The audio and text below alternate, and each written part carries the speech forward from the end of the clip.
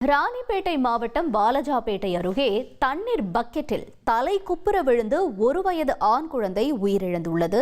கூடுதல் விவரங்களை செய்தியாளர் சதீஷ் வழங்கிட நாம் கேட்கலாம்.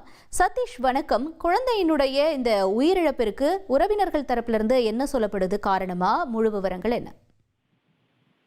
வணக்கம். ராணிப்பேட்டை மாவட்டம் வானாபாடி கிராமத்தை சேர்ந்தவர் சிவகுமார். இவர் வெல்டிங் தொழில் செய்து வருகிறார்.